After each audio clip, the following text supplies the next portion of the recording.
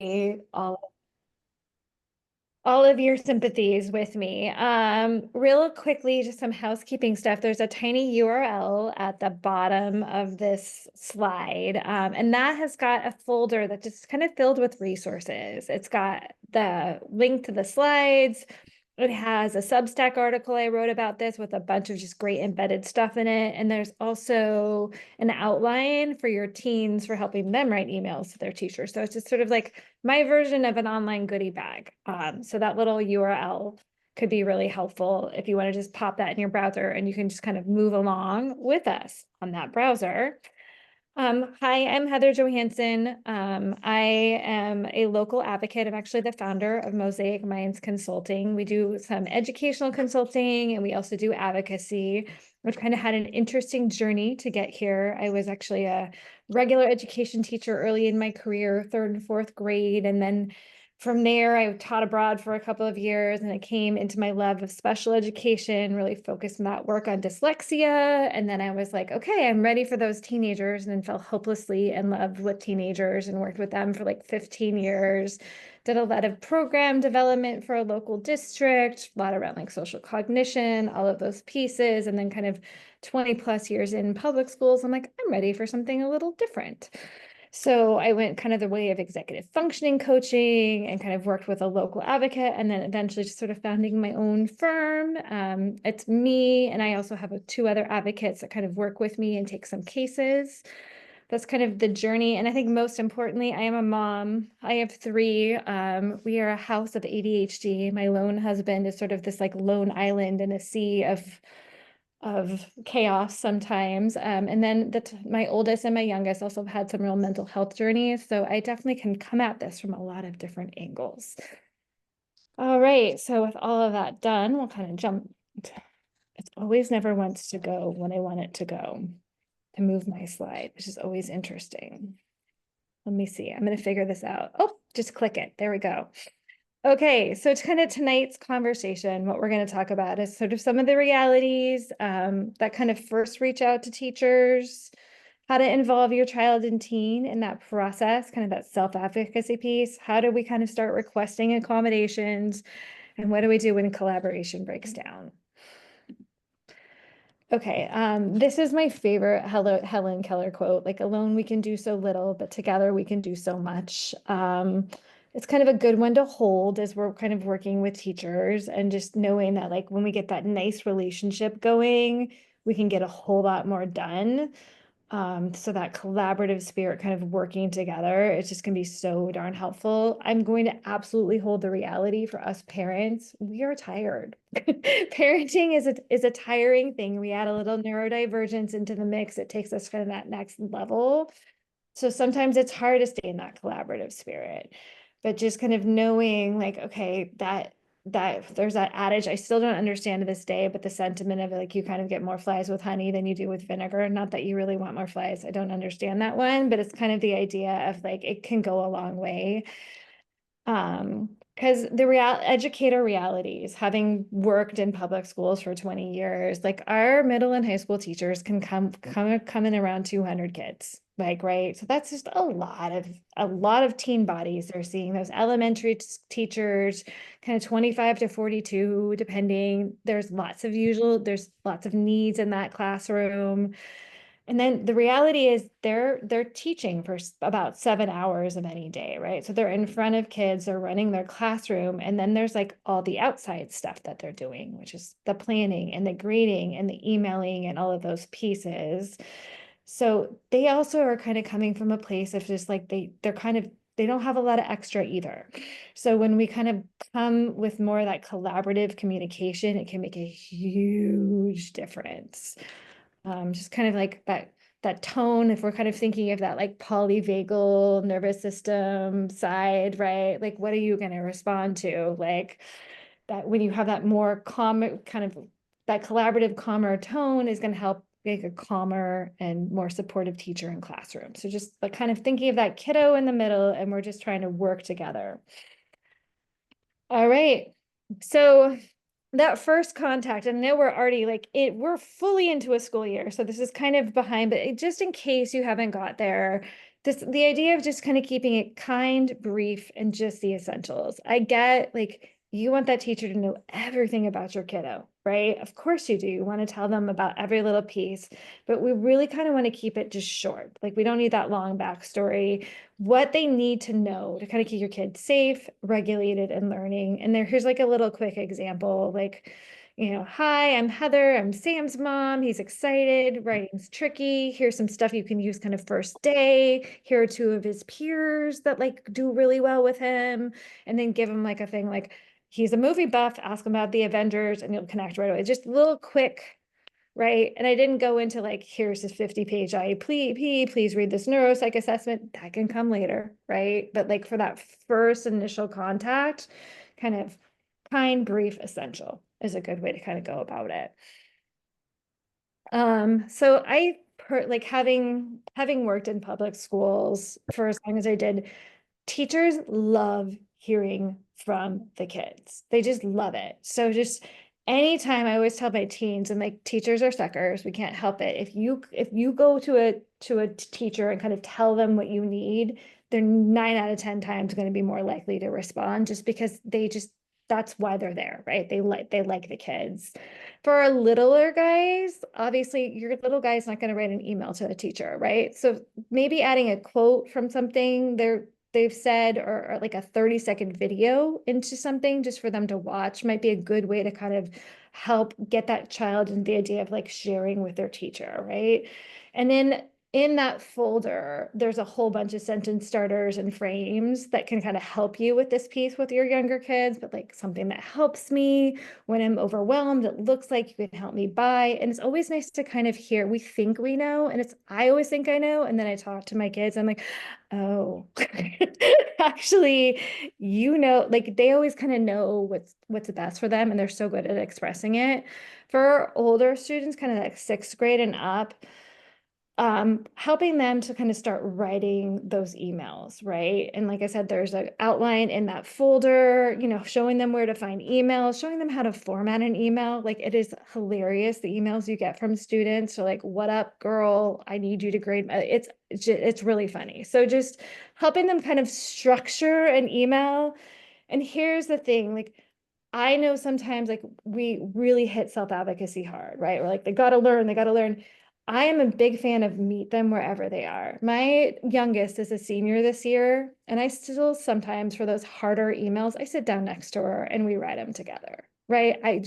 And there's days where I can tell she is so fried out. If I try and push her to write that email to a teacher, that's going to make her way more toast, right? So what I want to do is meet her where she is and sort of what she needs.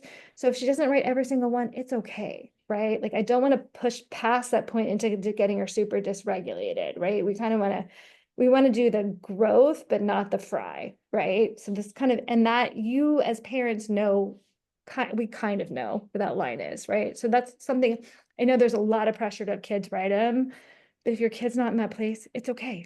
They don't have to. Okay, I keep hitting the wrong button.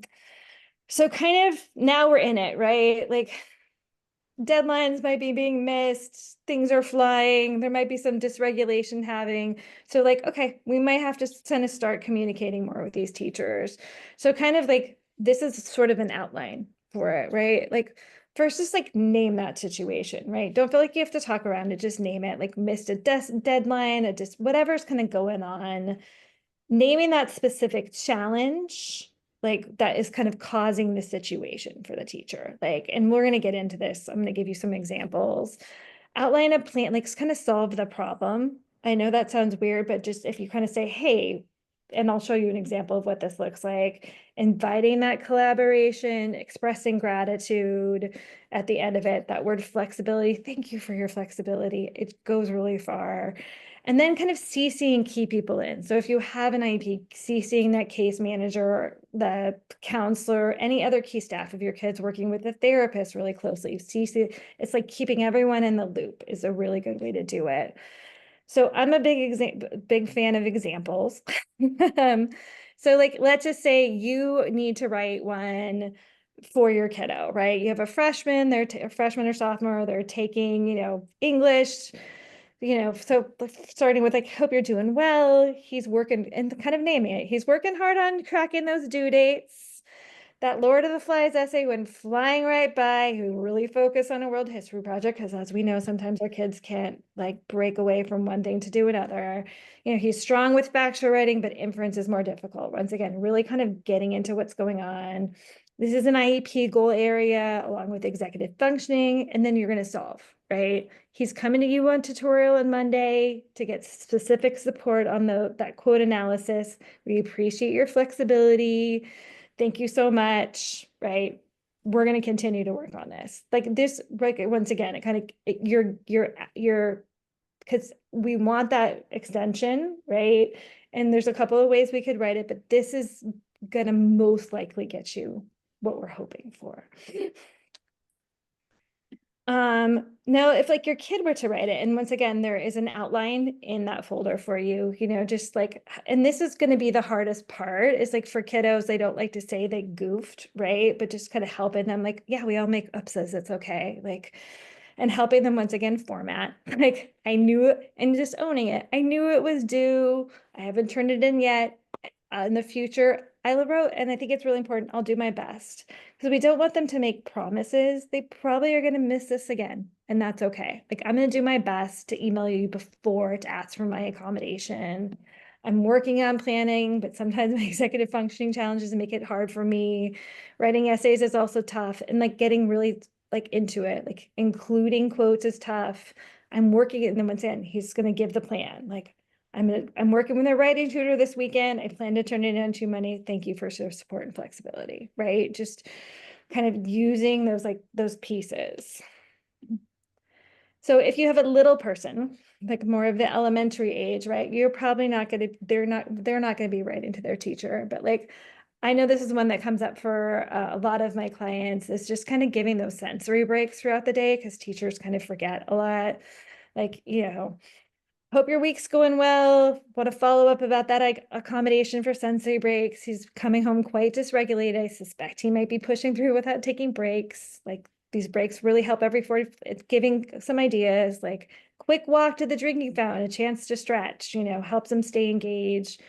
Would you be open? That's my favorite. Would you be open? It's an invitation, right? Would you be open to brainstorming together? Let's bring in the case manager. We can problem solve this as a team. Thanks for your support, right? Just kind of real simple.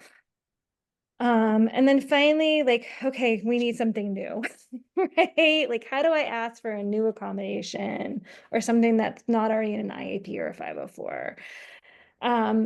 This is one I've seen a lot, like, Jim's doing great in math, but struggling with those tests, right? He's working with a tutor, he's doing he's turning in his homework, but those working memory challenges combined with anxiety seem to trip him up, right? Naming it. And this is once again, like, I'm writing for my teen, but I want to include his voice. Like, he's expressed that having a formula card might help him. Like, just this support could help bring down his anxiety, to show what he truly knows. And then a lot of times teachers are like, well, let's just have him take it outside of the classroom. And for some kids, that's not a thing, right? It almost makes it worse. So just kind of problem solving that. Love to collaborate on what this might look like. I've CC'd his case manager, right? So just kind of warm, solving tone. Okay. So you may do all of this and you may not hear back from a teacher, or you just might get a no, right? Like this, and honestly, what I have found, like 95% of teachers are going to fully honor that email that you sent. And then there's going to be the 5% that don't. For whatever reason, they don't. So kind of what do you do when that happens, right? So if you have a case manager or like a counselor that holds your 504, you're going to share that communication, because schools love it. This is sort of secret sauce. They love it when you kind of follow their chain of command, right? So you're going to say, look, you're going to send that to the case manager, the counselor, say, hey, I sent this to Mr. Smith. I got this response. Can I get some help? Right? Because you've already shown you've tried to problem solve it. You did it in a really collaborative way, so that instantly kind of will help get things moving. Let's say it's not happening with your case manager, counselor, then you're going to go to that admin next. right? For elementary school, that's gonna be your principal, and for your middle and high school, that's probably gonna be an assistant principal, and the school website should have kind of which AP works with your kid, right? So that should be on the school website. The reason I point this out is sometimes we escalate right to the principal at that high school level, and it's going to actually take longer to get the problem solved because they're rarely in charge of like kind of these types of pieces. So it's going to need to get filtered to the right person. So as we go straight to the right person, it kind of can help move things along a little quicker. If you have an IEP or 504, you can always request a meeting and kind of go at it that direction. Keeping this, like by kind of sending these emails, you're keeping that paper trail, which shows like all of your efforts, which documentation, which will actually help things kind of move along more. And I already see like a hand, which goes to this. I'm sure people have questions, so I'm happy to answer questions. Thank Um, you. hi,